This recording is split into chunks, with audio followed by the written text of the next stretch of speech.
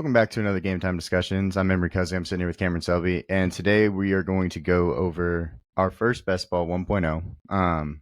This is going to be a lot of fun. We're going to do a lot of these drafts, and so basically what we're going to do is we're going to work in some of the things we're going to put into our intro for Best Ball so that everybody that's a beginner sees how you're supposed to draft, has an idea, gets a strategy, runs with it. So it's really exciting. I think this is a big time of the year for sure for us. Yep, the journey begins. So essentially, this is our first draft in front of you guys. We've done a couple to get kind of a feel of things, check out some ADPs, some strategy when to target certain positions. We hate the round 2 and 3 turn right now. So it'll just kind of depend on where we land. Hopefully, we can do some stuff, but essentially, we're going to practice the rules that we're going to be preaching.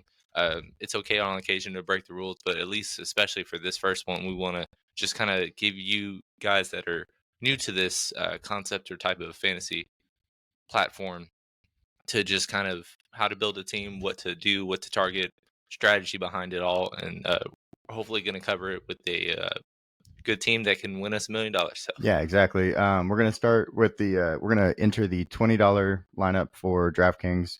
Um, you look at it and it's like there's a lot of different ways you can go about it. If you get, I saw a lot of times when I got picks 2 through like 6, it was very like no running back strategy, 0 running back strategy. But if I got the first pick, I'm normally going Christian McCaffrey and I'm getting a hero RB.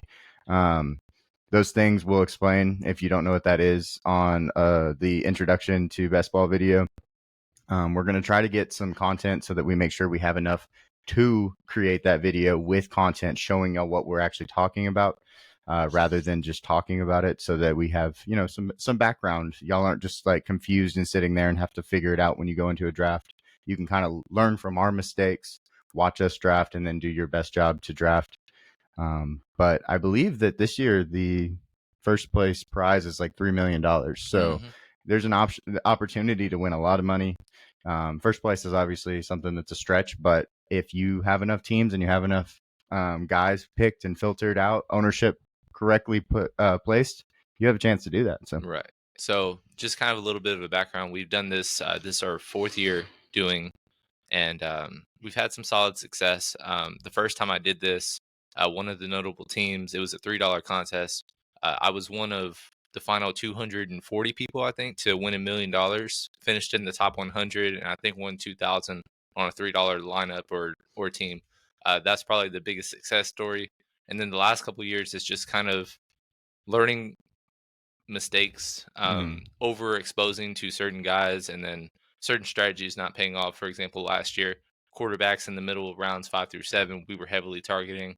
Basically, all of them got hurt. Deshaun Watson, Joe Burrow, Justin Herbert, Trevor Lawrence, all those guys either were hurt, had down years. Kirk Cousins, another one. So what and when you kind of build teams and you're just like, we're doing 2 quarterbacks and those guys go down majority, you're stuck with the other one, and it's probably a lower tiered guy. And so it's just kind of learning mistakes, and now we're ready to combat that and attack it in a different way, a little bit, but also doubling down on kind of the same sentiment, because when something goes wrong, that doesn't mean, oh, don't ever do it again. right. Sometimes it's just it didn't work out this time, but it's not always going to be quarterbacks littered with injuries. Maybe this year it's going to be receivers. Yeah. And all these receivers that are drafted early, there's like 15 in the top 2 rounds. It's not going to work out for them. Well, big thing too is don't forget about recency bias. Everybody's Yes. going to think the same way of, hey, don't draft a quarterback in the middle rounds because look what just happened. It's another thing with, you always have the running back dead zone. So rounds 3 through 6, normally you don't draft a running back because they don't produce as well as other running backs based on value. The wide receiver position is more the value there. And so that kind of is a way to get different.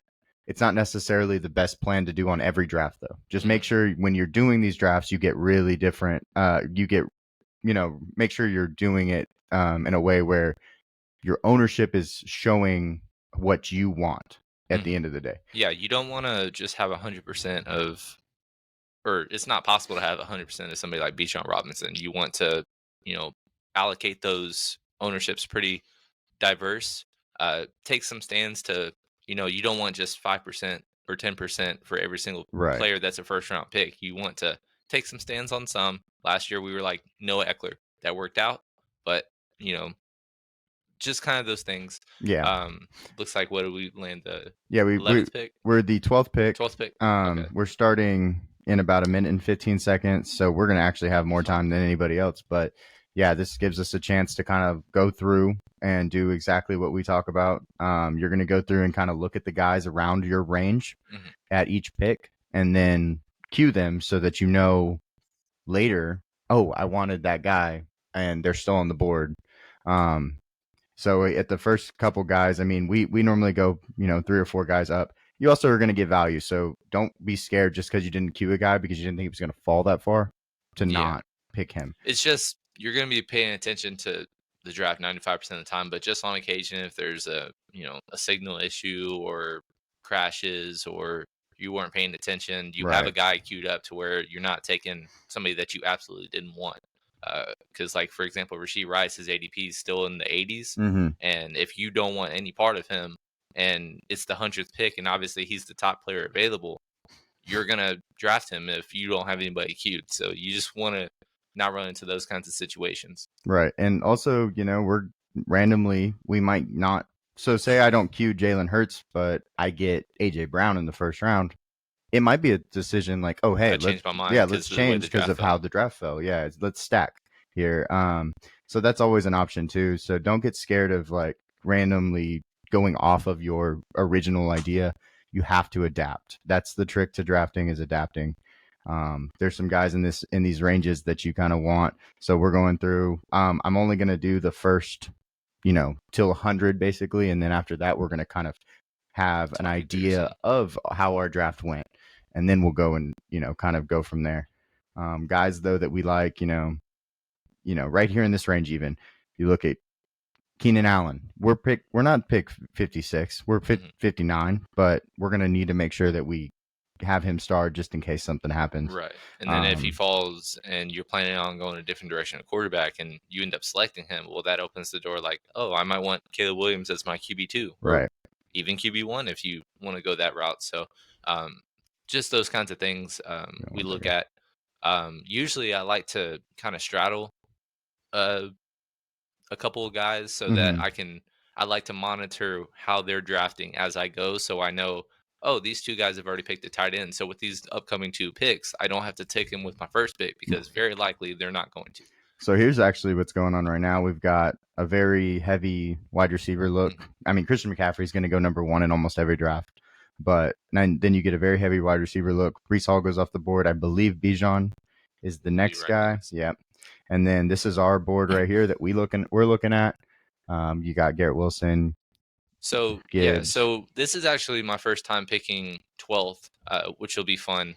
I have done the 10 and 11 a couple times, so it's similar players. But the thing is, when you're back to back, you don't have to, you know, you get two guys you want every single time. Right, So usually with this early on in basketball drafts, you don't want to draft double running back too early. You want to Jonathan go either double receiver or running receiver back. and running Yeah, back. exactly. Right John, now, go yeah, ahead. Jonathan Taylor goes at 16 off the board at 11. He was 16th ranked, so we get the pick right here for anybody we want. So let's we're gonna start with Garrett Wilson. Don't draft him yet, Yeah, just because we're he's thinking cute about here. what we're doing.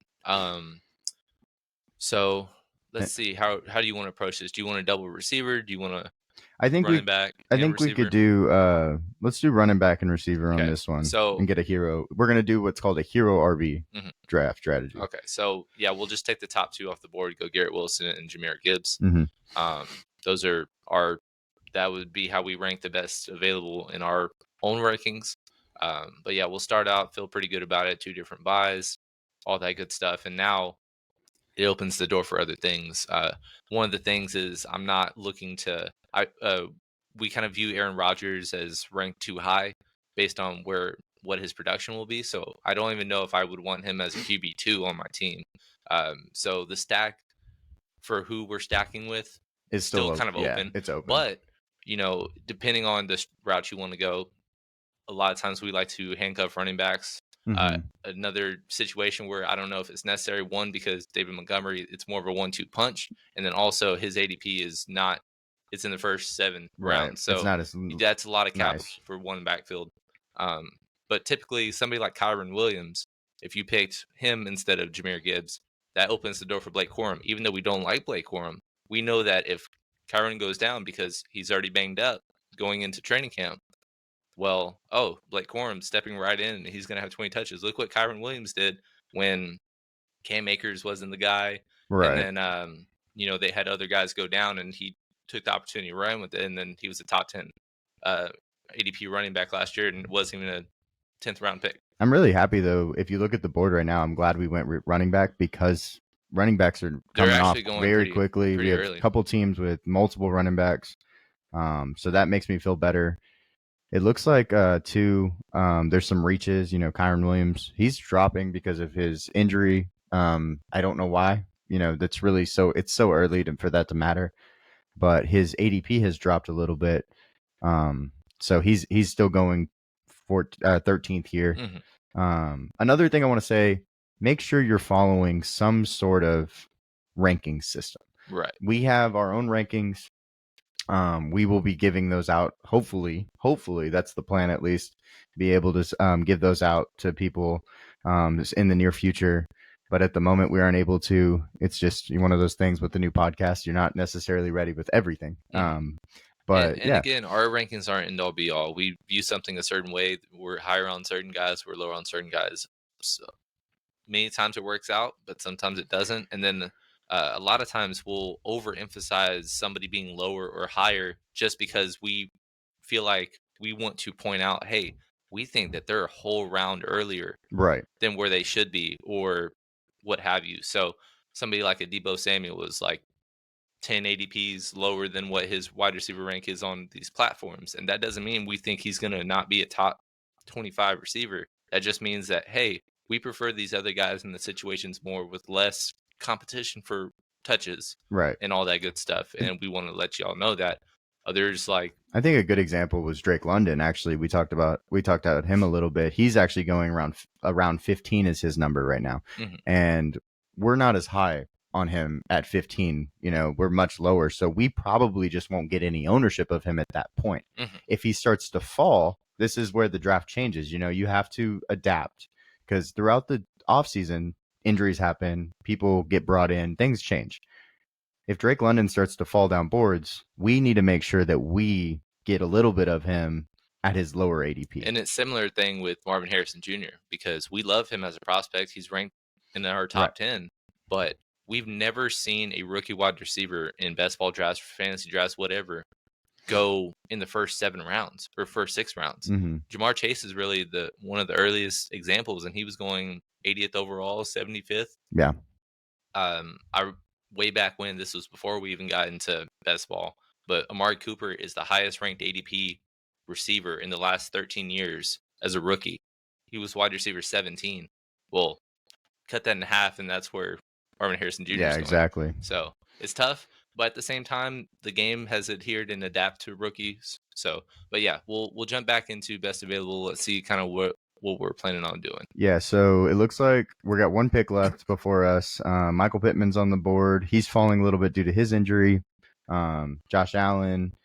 We kind of didn't star Jalen Hurts or DK Metcalf. We'd much rather have Josh Allen. A couple of picks before that, and then Zay Flowers, Josh Jacobs. It's a really weird range. I always think of this range of really odd, but we can definitely make some progress. Looks like Michael Pittman was picked, so it's us on the Okay, clock. so the reason right now I would probably, whether you believe Allen or Hurts is QB1, Mm-hmm.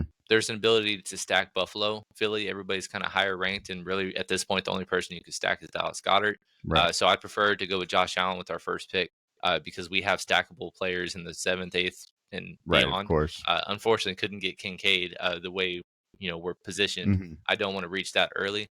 Probably want to take our second receiver. So can you filter to the wideouts?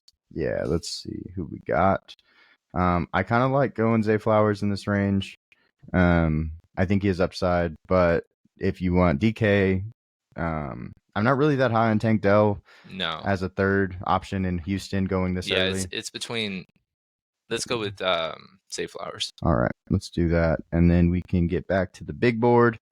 for everybody to see. So if you look right here, we took the first quarterback off the board. We kind of have a pretty diverse team. We're going to go hero RB, so we're probably not going to pick another running back to like the 7th round, 8th round, just depending on how the board falls. But so right now, I actually feel pretty good about our strategy, following our strategy. And I believe we're following our rankings at this point, so that's good too. Right. Yeah. With Zay, he was probably one of the wide receiver ones that it's him or DK, but DK has competition for targets. Mm-hmm. Worst quarterback situation. Zay Flowers really Rashad Bateman, who just finished with less than 400 yards, is his biggest competition. Yeah, In maybe Mark addition to Mark Andrews. Yeah. Andrews. So and obviously Derrick Henry, but we were kind of lower on him as well. So Mm-hmm. um, I would rather have somebody else as my wide receiver too. But even if somebody falls into your lap that you don't love, just kind of go heavy early on and get some depth at the position. And Zay Flowers 6-7 times this year is going to be over 20 points and make you happy. It Yeah. just depends on what he's going to do with the other 8 or 9. Well, if you fill that with other players that can help fill that gap, that's what's going to build out a roster. A perfect roster is not going to just be, oh, he got wide receiver 1, wide receiver 2, wide receiver 3. Right. No, Absolutely. it's gap in the game, how you build your team. Well, it's going to be, normally, especially in recent years, it's been, getting the wide receiver one and then getting the late round wide receiver that matters, Puka Nakua, who is going 7th overall in this draft.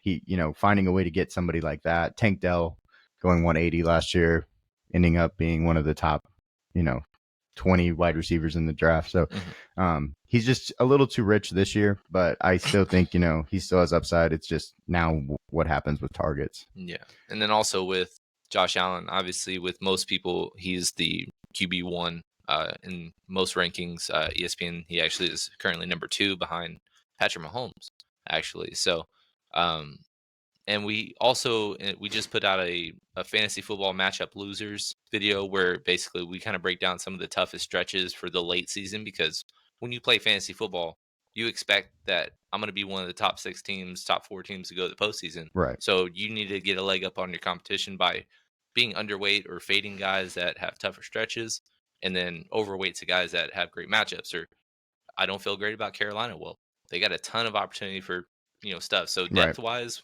getting later picks like that, those are kind of how you get different and get a leg up, so to speak. So with Josh Allen, he was actually on our losers video, but we're gonna draft a second quarterback. So Mm-hmm. getting somebody else in the 7th, 8th, 9th round, and we are done with quarterback for the entire season, and we can just ride between these two guys. And if Josh Allen gets hurt, we probably weren't going to win this one anyways. Yeah. But you're playing with the anticipation that they're all going to be healthy.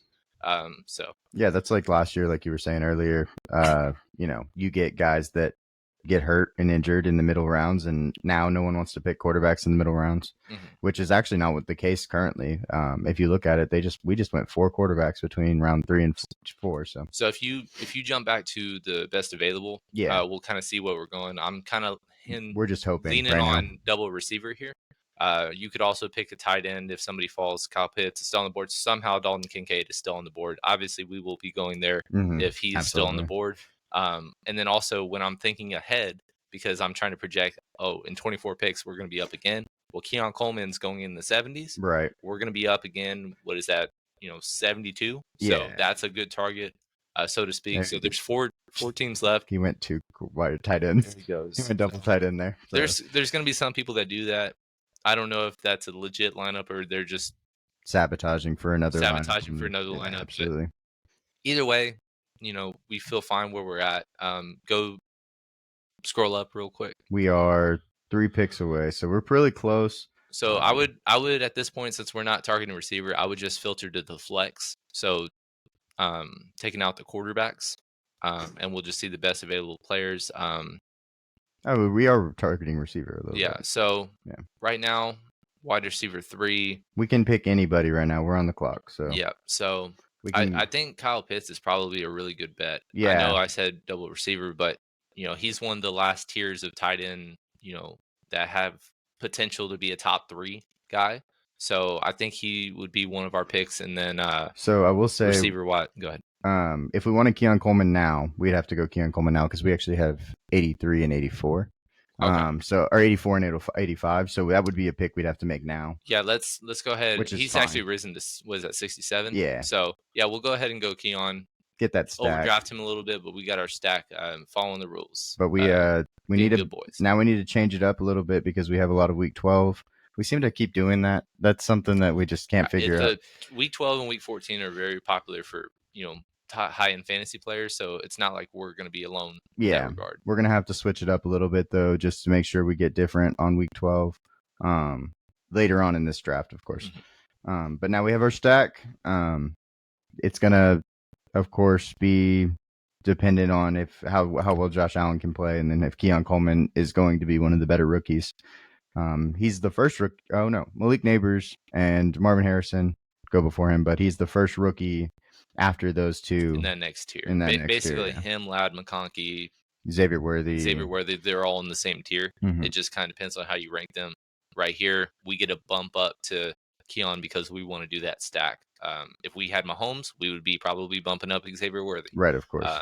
And then obviously, if we were Justin Herbert's actually going in like the 11th round right now. So if we were, that's our QB2, and we're planning on that, then that's where you go lad. So that's just kind of how we break it down. But right now, the good news with our team, there's 20 players that we're selecting. So we already have basically a high end quarterback and a high end tight end. That means we could probably, if we have a solid backup, get away with just drafting 2 for each position. And that leaves 16 picks for just running back and receiver, which is kind of what we typically like to do. Yeah, sometimes I'll go and get like an extra one when I have a guy like Kyle Pitts for tight end. I like him as a high end, don't get me wrong, just in case he does not pan out like he has not panned out in past. But Just again, it always like depends on your backup because the board's not going to fall your way. Right. I remember we did a draft the other day and just tight ends just went on a run. And then your second best tight end is like Pat Freiermuth. And it's like, well, that's not the most ideal backup tight end. So we're going to get a third one. But if Brock Bowers is your tight end too, or Dallas Goedert, or somebody of those kind of in the tier 3 of Right, tight of ends, course. then you're perfectly fine going 2. And then quarterback wise, same premise is like if Dak Prescott's your quarterback 2, I feel great about that pairing, or Joe Burrow or something of that nature. But if you got to wait and Kirk Cousins coming off an Achilles is your quarterback 2, well, probably got to not only get Michael Penix for security, but maybe have to put in Deshaun Watson or something in the late rounds to kind of, because really when you're having the picks 15 to 20, you're looking for like 2 to 3 weeks that you can contribute to my team and just stay healthy, or have the opportunity to, when Alvin Kamara goes down, Kendre Miller is going to jump into 25 touches. So that's why he's worthy of being a 16th round pick, etc. But yeah, I think also, if you think like you're going to take some shots on guys late in, you want to take volatility into account, but the big upside guys are the guys you want to like kind of attack in the later rounds. Justin Fields is an option. Yes. If you have a solid quarterback and you're comfortable taking a third quarterback, he becomes just kind of like a flex that might play twice a year for you, but it's 40 points. And again, 30 points. He's on our losers in terms of schedule because Pittsburgh has an absolutely brutal schedule the final 8 weeks of the fantasy season. But again, he's going in the 18th, 19th round. You're looking for 2 to 3 weeks. And if he's starting week 4 and 5, he has 25-point upside. Right. Plus, we've seen 40 burgers from him just by running. So, yeah. Anyways, so right now, going back to our draft. Yeah, here's our team right here. We got, these positions. You have running back open and flex open. This might be a position where we get a guy like Ramondre Stevenson if he's able to fall to us. And our next pick is going to be roughly 108, 109, correct? So that's the range where you're hoping people fall, because after that, it really drops off for running back. Probably not going quarterback here. I would like to continue drafting JSN if he's still on the board. So he's going in the 90s right now, but we just feel like he's about 15, 20 spots too low in ADP right now. Right. And I feel very good about him as a wide receiver 4. He's got a week 10 bye, so that's different from our other receivers. And then I was going to say, we can't go with Brian Thomas because of the week 12 bye, but we can get Ramondre, allowing us to fill out our running backs position. And I like that. So, we'll go Ramondre and then JSN as our wide receiver 4.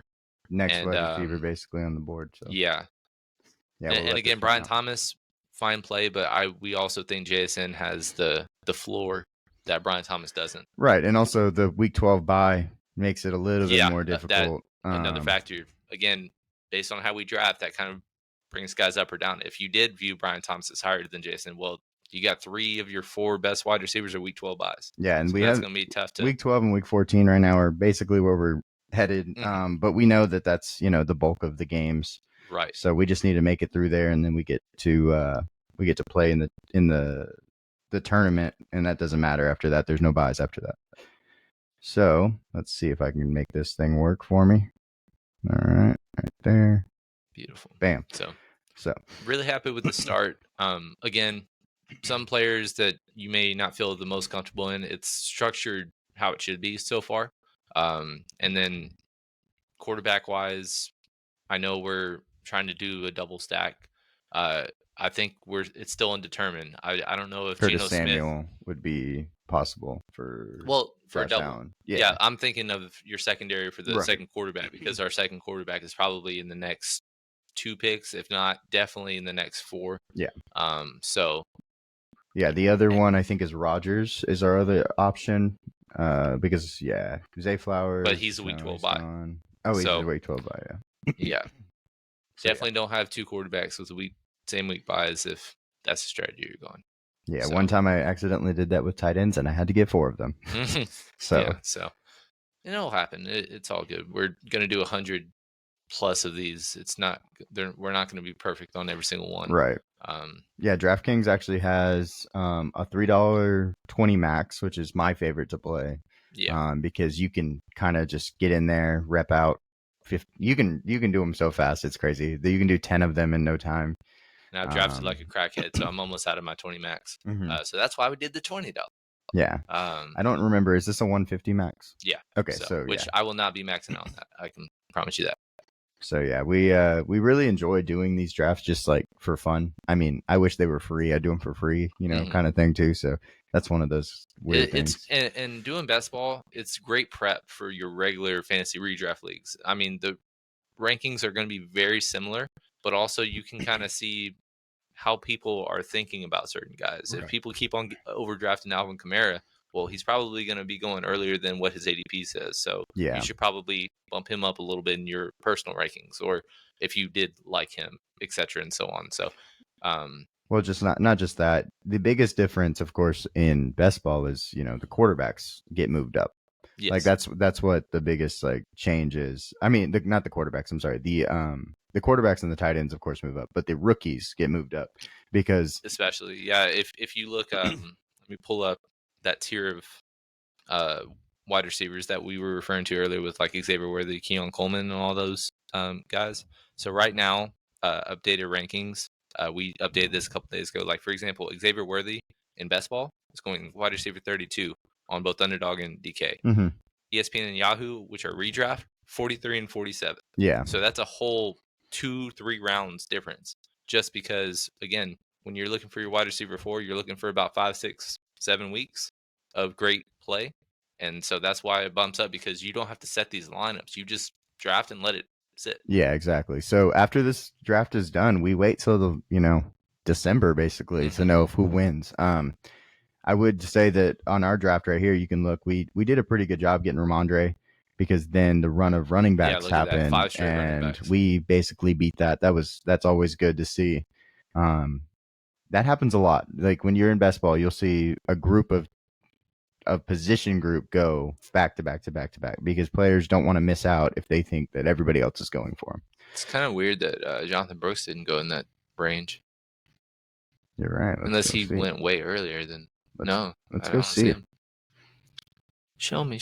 He's still there. Zach Moss is still there. Yeah, that's very interesting that there's guys that are like Gus Edwards, great situation, but he just has never been a starting running back. So it's a wild card dart throw.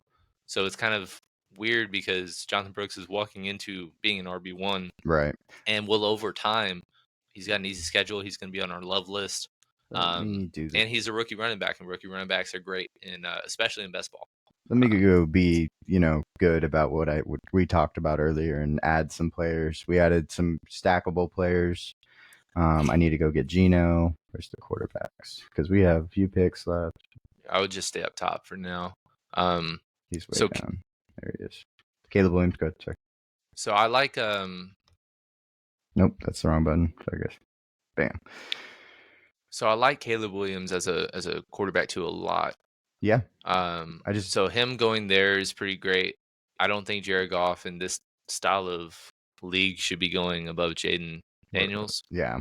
But We're up here. There goes Caleb Williams. So we could always look into getting Tony Pollard and then trying to stack him with Tyjae Spears. We could go Javonte. I'd like Javonte Williams. This week 14. My wide receiver 3. That's fine. Yeah, running back 3. Let's do that then. I'll get the draft going. And then one more. We could stack, or we could try to get...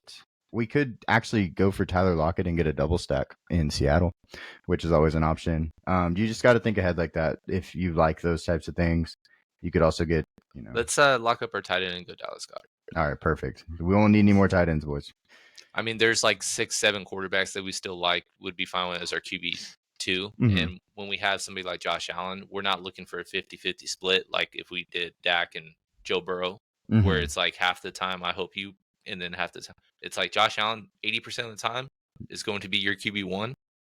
So just look for those 3 to 4 weeks, and somebody like Justin Herbert, who overall is probably not going to be a weekly start in regular leagues, right? But occasionally he's going to go for 303 touchdowns. That's just because he's that talented. So, and you can see, just so everybody knows, if you look at this board, you can kind of tell what we talked about with 0 RB earlier.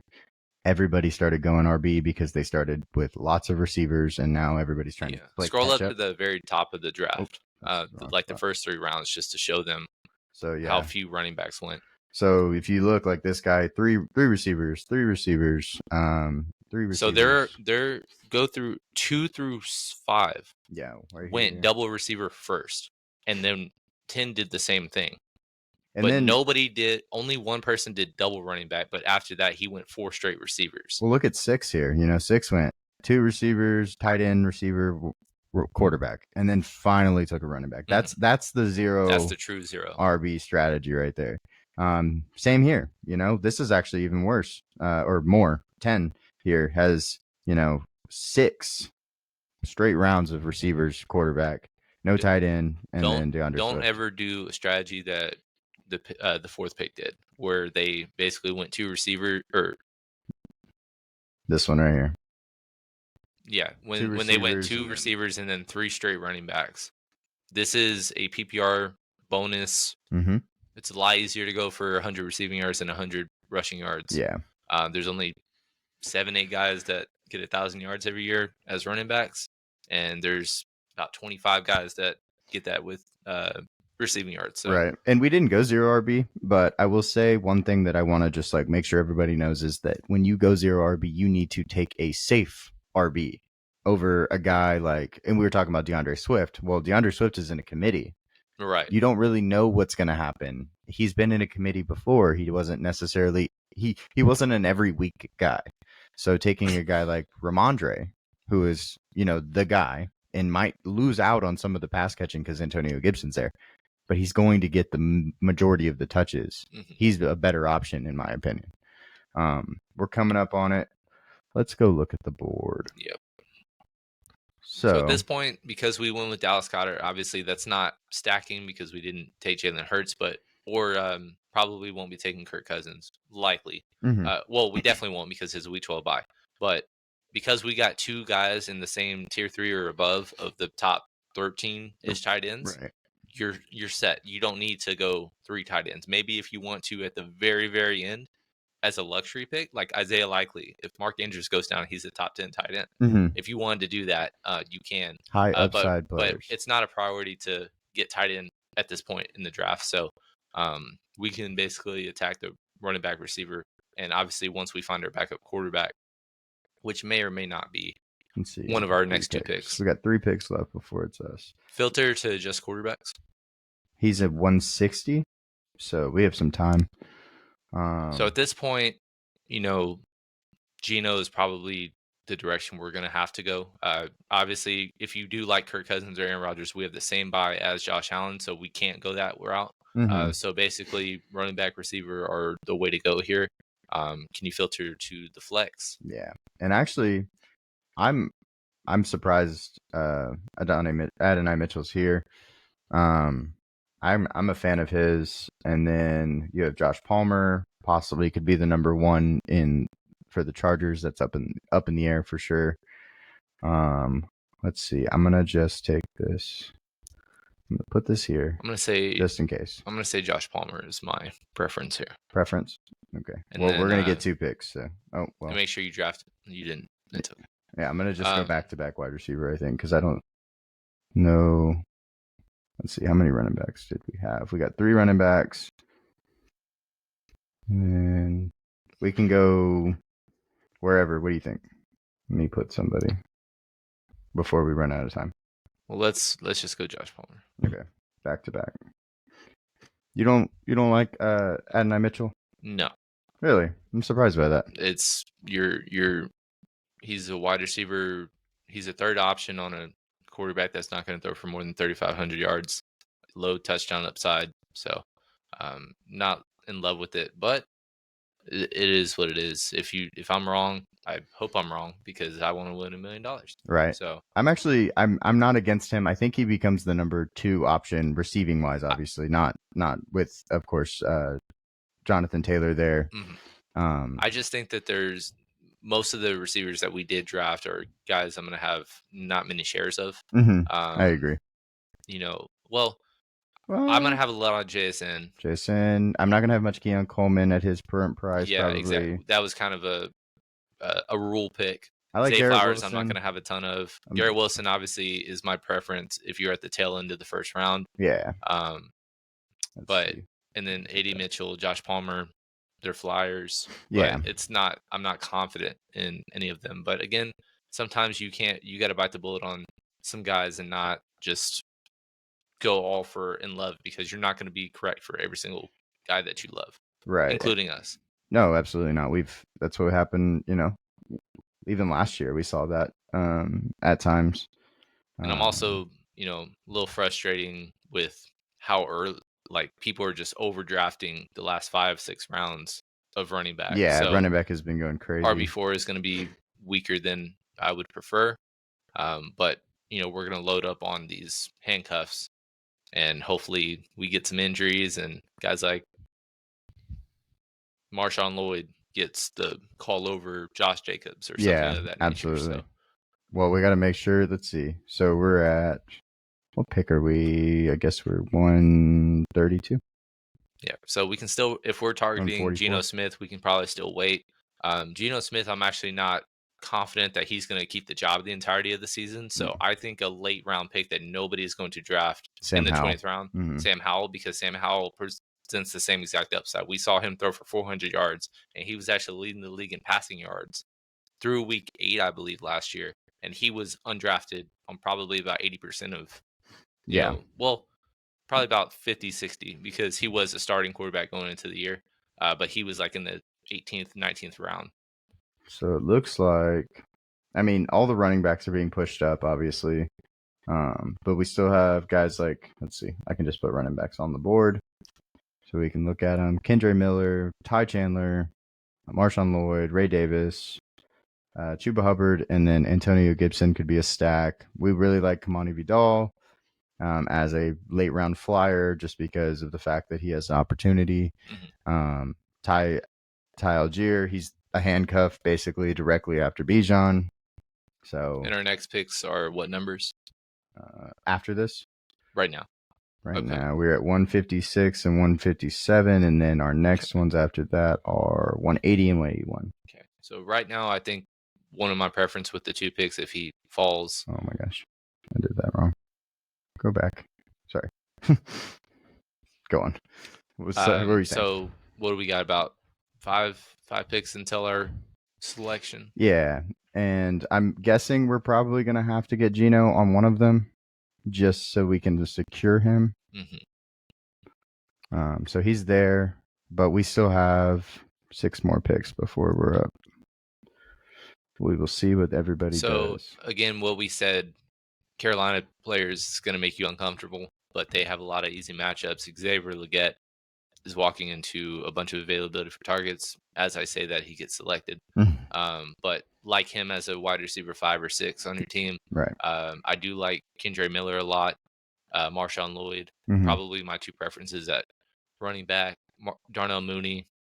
I mean, look at what Jordan Addison did as a rookie last year with enter quarterback there. Yeah. In this Um, situation, we'd probably have to go with Marshawn Lloyd just because of um the bye, because we have the week 12 bye issue. well, we don't have any buys with running backs at week 12. We actually have Oh, you're right. Yeah, so, absolutely. but we don't have any week 10, and I'm more than content with getting both of them here. The only problem is we might have to go Gino, unless you're comfortable just not getting Okay, QB2 here. well, let's do that. Let's honor our second stack. So I prefer Kendre Miller. So let's run with Kendre and Gino. Okay. We'll go Gino first, and then I'll star Kendre. Other options, of course, like we said, Marshawn Lloyd. If you're, looking to get a rookie wide receiver, this is obviously the range. Yeah, They are there's all what over it. 6 straight right there. Yeah. Let's just go wide receiver. I can show you. Look at that. That's just insane. All of them, one of them will, have upside and pop off. Jalen Polk, doesn't really have any target. To me, from a again, this is best ball, so we're just looking for a couple weeks. I don't see any upside right now with Ricky Pearsall being No. ranked ahead of any of them because he is going to be the 6th option Yeah. on his offense.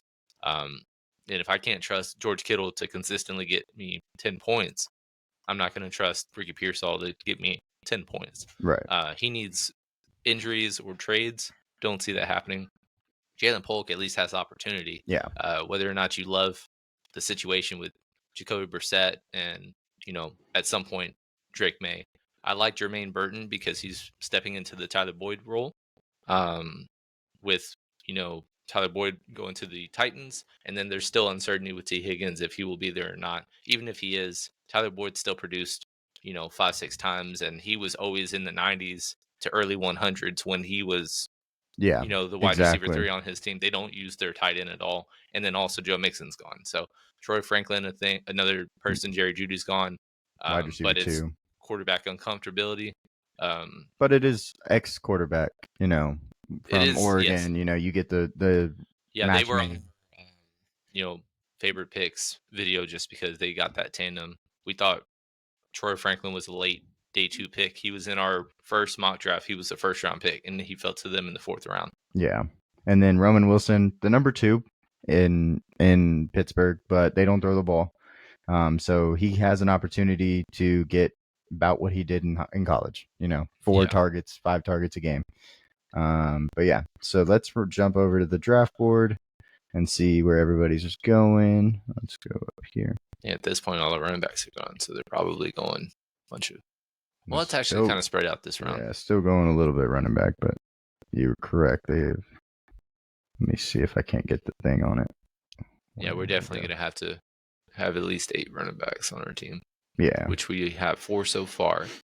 I do actually really like Javonte Williams as an RB3 currently because he's another year removed. He's a PPR hog, and their OC.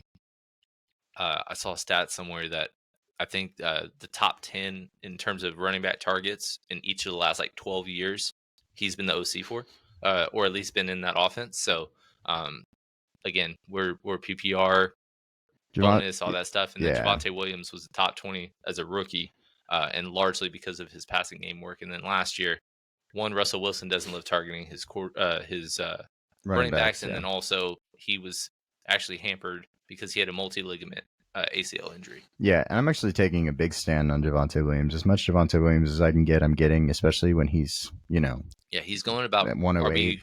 Let's see what his current ADP is. Yeah, I've got a couple of quarterbacks in that range. Justin Fields going a lot earlier than he had been, so someone is very high on him. They might also go Russell Wilson also and get the whole backfield for Pittsburgh. Yeah, so Javante currently going about RB 31, 32 in underdog in DraftKings best ball, and we have him in the top 25, right just in the middle. But it's just comfortability of not a ton of competition for touches, Mm-hmm. and we've seen bad teams just be able to have guys that produce and whatnot. We saw that Chuba Hubbard was RB 12 in terms of points per game in the last 6 weeks of the season. He was on the Panthers. Yeah. So So we're here looking at what we've got up. We're in about 4 picks. Kamani Vidal is still on the board. We're like Cam said, we're going to have to get multiple running backs coming up in this next few picks. He's a guy we like if he gets an opportunity to play. he will definitely be in one of our selections if he's on the board. Absolutely. And then Malachi Corley. Whoa, that was good. Let's see. We're 2 picks away. Let me just go look at the running backs that we're looking at here. We have Javonte Williams, so backups to him, Jordan McLaughlin, and then also Audric Estime a little bit farther down. scroll up. Both of those guys. That's it. We're up. Okay, so Kamani just got taken. Yeah. So, What are you thinking? so I think I don't like it. Won't have a ton of them, but Bucky Irving is basically exactly who Rashad White is. And if Rashad White goes down, he's going to step into and get 7 targets and Right. low efficiency but high volume. So Mm-hmm. why not? And then what position did you want to target next? It's probably going to be receiver. Yeah, I was at this thinking. point. I actually really like Malachi Corley, so I'm not against that as a Filter key player. receivers. Let's see what we got. Michael Wilson and Marvin Mims. Yeah, depending Douglas. on if you have a stand on Arizona's wide receiver too. I'd probably go here because of the week 12 bye, just for that reason. And also, it's just we already have a wide receiver from the Jets, so that might, and we don't have the quarterback to stack, so that might be better. So Zay Jones, after best ball started, because he was unsigned after getting released by the Jags, he signed with the Cardinals, and now basically he and Wilson are going the exact same space. So again, if you have a stand on one, or you just want somebody that's going to have opportunity, I mean, either one of them can get 5-6 targets and on occasion, right, get you 15, 20 points. So Michael Wilson had a really solid year last year, despite the quarterback play, and for a rookie. I mean, yeah, it was solid for a rookie. Him and Trey McBride kind of made up all the targets. Greg Dortch, Rondell Moore, they couldn't really get going. I feel like kind of feet in the sand. So, but also Zay Jones has shown to be productive, on multiple teams over the last few years, on occasion. So right. So here's some stats. You can see that 6 targets, a few weeks here. He was injured, obviously, but the last 2 weeks he got 6 targets and he was solid. 15.5 fantasy points is nothing to scoff at for a freaking 16th round pick.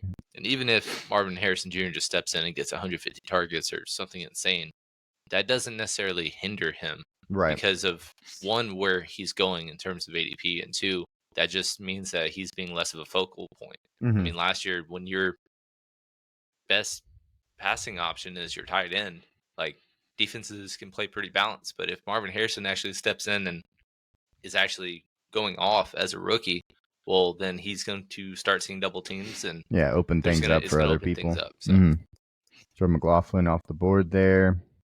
We're talking about him being a possibility. Let's see, Javon Baker. We're getting into that weird range. Oh, double tight end. Don't see that often. And again, this is kind of where you start taking stands on handcuffs. If you pick, we have Javonte Williams. We're gonna pick Audric Estime in the 18th or 19th round because no one's really targeting him. And if Javonte Williams goes down or does not work out, well, guess who's next up? Obviously, they still have a couple of guys. Jordan McLaughlin doesn't really strike fear in me. He was just a guy, and then who they bring over last year was their scat back. Samaj P. Ryan. There you go. Yeah, he had some productive years as a handcuff in Cincinnati. Goes over to Denver, and they basically were getting drafted Javonte and him at the same exact time in the 90s to 100s. Mhm. Neither panned out because Samaje didn't earn that role, and then Javonte just wasn't able to be efficient because he was not healthy. Yeah. So, as start some players, I was actually going to see your take on what you felt like of Damian Pierce and I like his situation and his possible role. Still the RB2. it's frustrating because Devin Stingley Singletary, I'm Singletary. sorry. Yeah, yeah. Wrong side of the ball. Devin Singletary, yes. Took his job last year. But we saw the year before where he was never had a high volume amount of touches, and then out of nowhere was a top 15 RB. So, I mean, if Joe Mixon goes down, he's the next guy up because Singletary is no longer there. He should at least keep that job in that short term. And so, if you pick Joe Mixon, Damian Pierce is a guy to target. Um, Same thing with Tank Bigsby. Had no volume at all last year. But if Travis Etienne goes down, guess who's next up? Yeah. It's kind of that's this range of running backs, and you need to get those guys because those are league winners. And there's always going to be Kyron Williams So showing up somewhere. we're on the clock right now. I know one of our picks is going to be Audric just because of the point in the draft. But just looking at the draft board here, a guy that I'm actually taking a stand on is Jatavian Sanders. I don't know that we have to do that here, but he is there. Let's see. So Audric will come off first for us, and then this we is can the 17th round. Yes. Okay, so so yeah, we're definitely going Audric, and then Jalen Hyatt is a guy that again, when you have another guy that's taking less attention and he will actually have more volume this year, Yeah. could be a solid wide receiver too on his team. Let's see. I have 11 seconds. Let's see. Mario Douglas. I'll probably say Jalen Hyatt's my favorite pick. Okay, let's rock with Hyatt, and then with one of our two last picks to kind of reiterate what I mentioned earlier. I'm not confident that Geno Smith is going to stay the starter. Yeah. So I with agree. the 20th round pick, you can select quarterbacks and go find. Let's go get Sam Howell. Let's remove Clyde Edwards-Helaire. Might be on our team, but let's go find Sam Howell first. Let's just find him and see where he's going. 307. 307. There's 240 picks, so no one's targeting him. So I'm and I would be shocked if somebody did. But again, if you pick Geno, he becomes way more important to you than any other team. Right. So and if you look right here, we have 2 quarterbacks, 6 running backs, 8 wide receivers, 2 tight ends. No problems, I don't think. I mean, we love our tight end room. Lots of wide receivers, of course, and then trying to fill out our running backs currently. That's our weakest position, if you ask me, but that's kind of how it goes. So middle rounds, there was just such a run. Yeah, I mean, we have a RB that we expect to play every week except for week 5. And so that's kind of how you have to look at it. And then I thought we got really great value on Javonte, so that's always fun too. Let's go down to the bottom though and see how everybody else is doing. Looks like some running backs, but so yeah, we're not whatever we're taking Sam Howell and best running back available. So Clyde Edwards-Helaire, obviously Isaiah Pacheco really took more of a RB1 workload than I thought he would last year, and he actually did well. But he went down for 2 games, and guess who stepped in and had more touches? Clyde Edwards-Helaire. And there was a game where he had 7 receptions for 70 yards and a score. And so with the 19th, 20th round, we had a lot of CEH that week. He helped us in those certain best ball lineups. So, well, not just that, Mr. Free Agent Jarrett McKinnon isn't really going to help that team right now. Exactly. So that helps your case with CEH. Let me put him on there again, just for the fact that and then he's not competing. Another guy that I mentioned, talking about handcuffs, Breece Hall is a first-round pick. You can get his backup. Where is he? Let's see. Braylon Allen. Yeah, right here. In the 20th round right now because he's going in 260s, and he's basically the same exact play that Audric Estime is. The only thing is there's more of uncertainty with Javonte. Right. But that doesn't mean that they're both not clearly RB1s and not getting many touches until one of them goes down. So I like him a lot based on his price tag as well. Yeah, I completely agree with that. We might see more running backs go off the board, unfortunately, just because of the fact that everybody went 0 RB. And then again, what Emery said, taking stands on guys at the very end. Your most owned or rostered players, and if you do 100 best ball drafts, you're probably going to have 40% of somebody as your highest owned guy, it's going to be somebody in the back because you can consistently get those guys in the back. You Yeah. can't have 50%, like I said, Bijan, because you're not always going to have the seventh, eighth pick. You're going to have the first pick sometimes. You're going to have the 12th pick sometimes. Whereas he's not going to fall or it's way too early to take him. Well, and another thing too is throughout the summer while we're drafting, the board will change. We talked about that earlier. So make sure you spread your drafts out. Don't draft all at once. And of course, Cam, he said he did a lot of drafts. Well, at the beginning of the year, you want to get ahead of the public. Yeah. Right. But as the drafts go on, things will start to move. The public will start drafting more towards closer to actual season.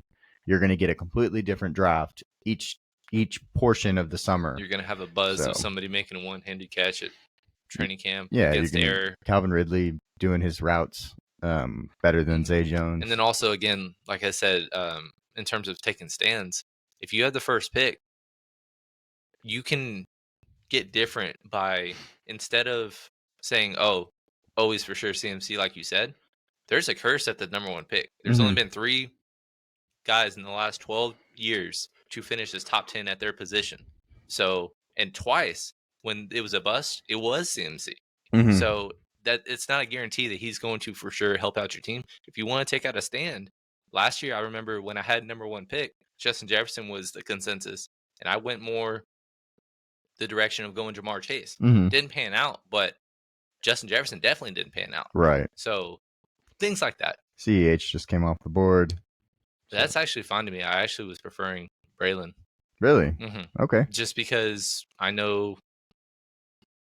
Let's see. Well, let me go to the picks so that we can. Yeah, I just think that with Clyde, I don't know for certain if he will just get 20 touches. I know he had one game last year of the 2 where he went off and the other he didn't.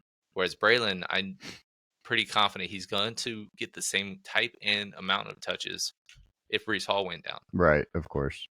Well, it looks like we're gonna... And there's less competition in terms of RB3 because literally anybody could be competition for Clyde Edwards-Helaire.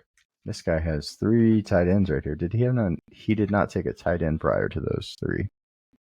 That is probably not the best strategy, guys, just so y'all know. Which pick is that? Pick 1.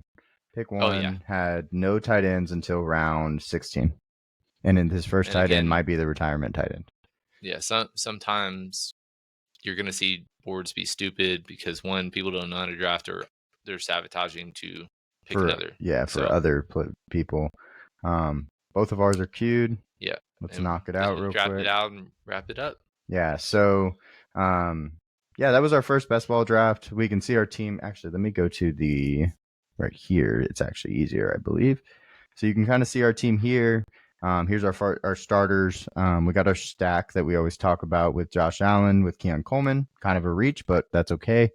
And then we filled out most of our team with receivers before picking another running back in Ramondre Stevenson and Javonte Williams, Dallas Goedert to get us one of the best tight end groups in this draft, and then just some guys that we feel confident could fall into high upside games. What I do enjoy about our team, if you want to scroll up to the starters, it's essentially all talented teams that probably will be putting up a lot of points. Right. Detroit will be putting up a lot of points. Atlanta, a lot of points. Baltimore, a lot of points. Jets, good amount of points. Buffalo, again, they're going to have to because their defense got much worse. Seattle, high volume. I don't know if they'll be scoring a lot, but they're going to be throwing it a lot more. Absolutely. So, and then you look at Dallas Goedert and all those guys. Denver, obviously not the highest scoring offense, but we like the value in which we got him. And then we started filling out our roster with other guys that could have potential. Yeah, like Jalen Hyatt. He's a complete dart throw. Absolute dart throw because you don't know. He has no impact on how this team will turn out because he was our 18th round pick. Yeah, we just need him to go off 3 times this year to be very happy. And he's the style of guy that can just catch a 75-yard touchdown and then that's Score. 20 points, and that would be in your starting lineup. Probably our flex, hopefully. Hopefully our flex. Hopefully he'll be like when we start doing actual DraftKings lineups on a week-to-week basis. He's going to be in the 3,000s all year, and on occasion we might select him and hope that he has that breakout game, gadget touchdown. Yeah, exactly. But yeah, it was pretty fun. Like the way the team turned out. We appreciate you guys tuning in. Please like, comment, subscribe, do all those good things to make our community stronger, like you have. We've been setting personal bests with each video that we've been putting out, Yeah. and we're continuing to put out. We put out one that has almost surpassed 700 views, which is pretty phenomenal considering we started 3 months ago, and then we put out 10 videos since then. Yeah. So, and that was just a week ago. So, like, we're constantly going, filming twice a week and putting out 3, 4, 5 videos, and we're just gonna keep on rolling from here. It's really fun. Yeah, and we're going to continue doing these best ball drafts. We're going to start, one of our biggest things is auction drafts. We think that it's the better way to draft, and you should do it. And nobody covers it, so we're gonna teach you all about it. Yeah, we're going to give you all the information you need and explain to you why it's the better way to draft. We're going to give you some of our positional rankings and stuff like that, so y'all have an idea of what we're thinking and why we're drafting the way we do. But it's going to be a lot of fun. I mean, this video was an hour, and I felt like it went by 30 minutes, so that kind of tells you how fun it was. Right. But yeah, we really appreciate it, and it is we'll see y'all next time. Yeah. Take care.